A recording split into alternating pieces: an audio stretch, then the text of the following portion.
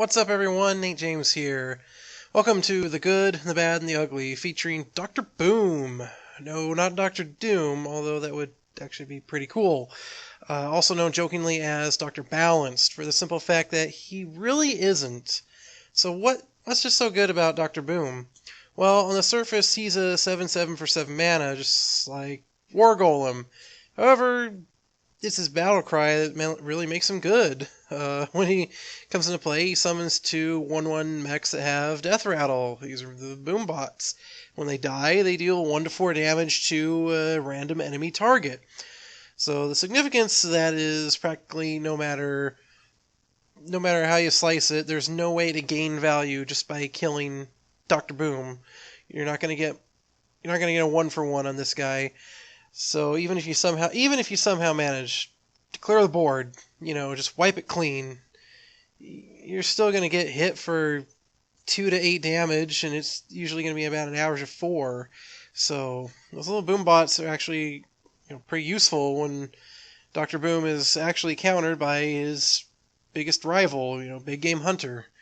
So even if he cacks him off, the boom bots will not only probably kill the Big Game Hunter, they'll probably kill something else along with it, or just hit your opponent for a few damage, which isn't the worst thing. So, yeah, you're still never going to fully get rid of Dr. Boom's value. He's just a huge tempo swing. When you play him, you get 3 guys, you have a field now, and the Boombots will still get you value. Even if they hit the opponent, that's still a lot of damage. Not only that, but Dr. Boom puts out 9 attack worth of damage in the field for only 7 mana on 3 bodies. And the Boombots are mechs, so you may, very rarely, but you may have a synergy with the mechs. So they could get buffed from other mech abilities, or nothing will happen, or they could turn on something that requires a mech, like a Blast Mage. That's not the worst thing in the world. So you really get a lot of value just for the cost. A War Golem, he's not even playable because he's, 7/7 for 7. He would just die to a Big Game Hunter. But Dr. Boom has the added value of the Boom bots. So with all that upside, it's hard to imagine that there is actually anything bad about him, but there are a couple minor things. Of course, like, any game-ending legendary or big creature, if he's in your hand in the early game, or if you, God forbid, mulligan into him, he's, quite awful, so I can't really hold that against him. But the biggest problem is that since he's such a strong card, and he's pretty popular, he's hated against in people's decks, so you will run into people holding a Big Game Hunter, they're waiting for your Dr. Boom. That's why Control Warrior is really fun to play, because you got so many big bastards that, they can have that for Dr. Boom, but now, hey, here's Garrosh, have fun.